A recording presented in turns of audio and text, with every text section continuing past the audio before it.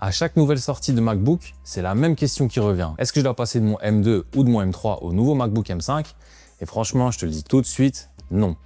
Pas parce que le M5 est mauvais, au contraire, mais parce qu'on est arrivé à un point où la technologie des MacBooks est mature. Dans cette vidéo, on va voir pourquoi les évolutions entre les générations M2, M3, M4 et M5 sont de plus en plus minimes, ce que ça veut dire pour l'avenir du Mac et surtout, quand ça vaut encore le coup de changer. Mais avant ça, si tu n'es pas encore abonné, n'oublie pas de t'abonner pour ne manquer aucune de mes prochaines vidéos. C'est pas grand chose, mais en t'abonnant, tu soutiens énormément la chaîne.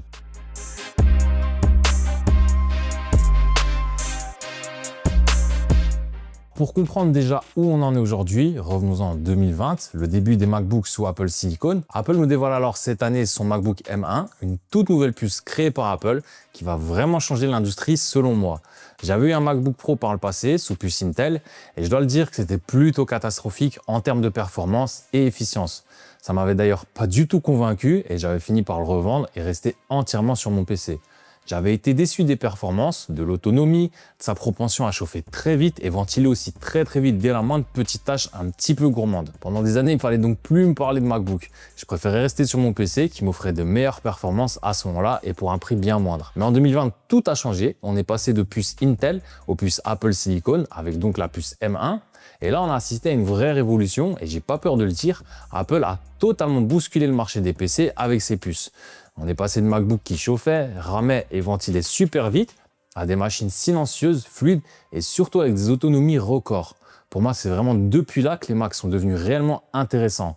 On est passé sur une modernité absolue et surtout, ces machines sont devenues les machines favorites de tous les créateurs pour toutes les qualités qu'elles ont. Mais depuis cette révolution, force est de constater que chaque année, Apple nous délivre sa nouvelle puce avec toujours plus de puissance, de cœur, d'efficience, etc. Mais très sincèrement, la différence entre chaque génération est infime pour pas dire quasiment inexistante. Alors bien sûr, on a des petits gains, mais très honnêtement, dans le quotidien, je pense que c'est quasiment imperceptible pour la plupart des gens. Donc, dès la deuxième génération, Apple avait déjà tellement créé une révolution qu'on s'est retrouvé avec de légères évolutions à nouveau chaque année.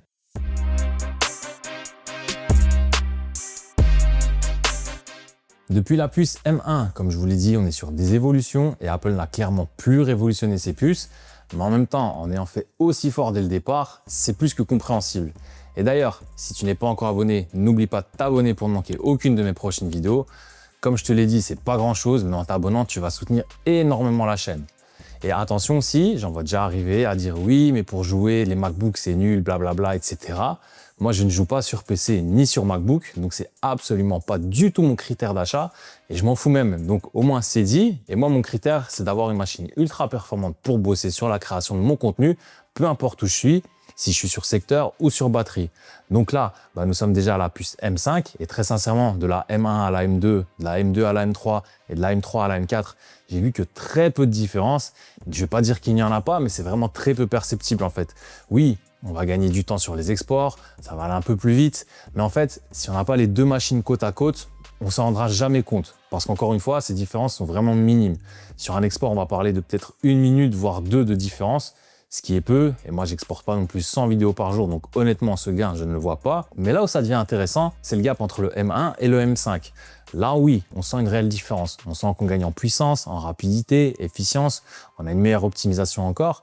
En montage, on va sentir également des différences, surtout dans les calculs pour les exports, parce qu'en montage pur, très honnêtement, je vois pas de différence entre ces différentes machines, et c'est ça le problème en fait. Ces Macs sont devenus trop bons pour que chaque nouvelle génération change réellement notre quotidien. Alors évidemment, entre la puce M1 et la puce M5, il y a un réel gain de performance. Ça, c'est clair et net. Ça se verra sur des choses qui demandent de gros calculs comme de la 3D, etc. Mais en termes d'expérience pure, on reste exactement sur la même chose.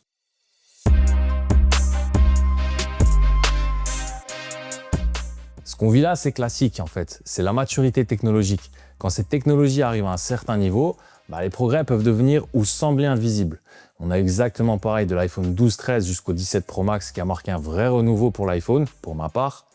On le vit également avec les Macs depuis 5 ans maintenant, et c'est pour ça qu'on dit toujours qu'un iPhone, et encore plus pour un Mac, ça peut tenir 5 voire 6 ans très facilement et sans aucun problème. Les progrès ont été tels qu'on ne peut plus demander une révolution sur chaque nouvelle génération, et on doit donc désormais attendre 4, 5, 6 ans pour sentir une différence et voir de vraies nouveautés apparaître. Aujourd'hui, pour ceux qui changent chaque année, c'est surtout pour avoir le dernier modèle et peut-être pour changer de couleur chaque année, parce qu'en termes de performance pure, rien ne se justifie de changer si on prend en tout cas la même configuration, évidemment. Mais donc, comme je vous le dis lors de chacun de mes tests, quand vous achetez un Mac, pensez à un investissement à long terme. Vous voyez sur 5-6 ans ce que cet achat pourra vous apporter. C'est pour ça généralement aussi que vous devez prendre une version avec plus de RAM que la version basique à 18 Go de RAM. Et avec ça, vous ferez facilement 5-6 ans. Et d'ailleurs, moi, je le vois comme ça, avec les puces Apple Silicon, c'est plus la performance le problème en fait. Ce qui compte, c'est la stabilité, l'efficacité et surtout la durabilité.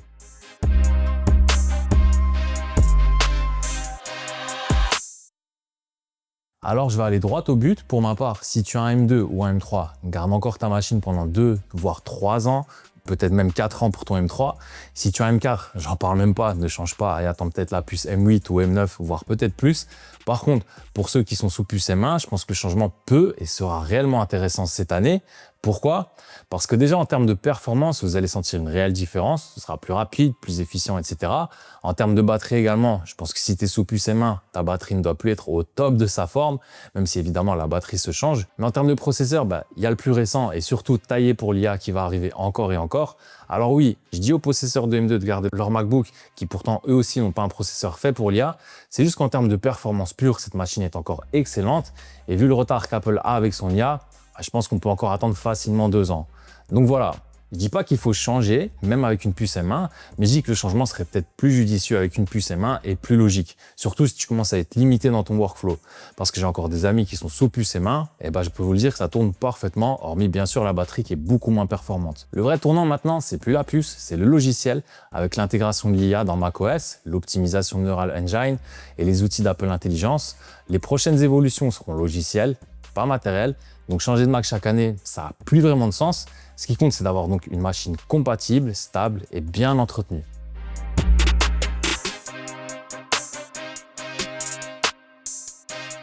Alors pour conclure, en résumé, le M1, ça a été une révolution. Les M2, M3, M4 vont affiner la formule. Et pour moi, avec la puce M5, ça marque vraiment l'arrivée de la maturité. Donc si tu as un M2 ou M3, pour moi, tu peux encore le garder 2, 3, voire 4 ans peut-être. Mais je pense qu'il faudra peut-être changer avant les 4 ans. Et si tu as un M1, je pense que le changement peut être judicieux maintenant. Mais en fait, c'est peut-être ça la meilleure chose qu'Apple ait faite, c'est d'avoir créé des machines qu'on n'a plus besoin de changer tous les ans. Donc voilà, je vous dis merci à tous et à la prochaine.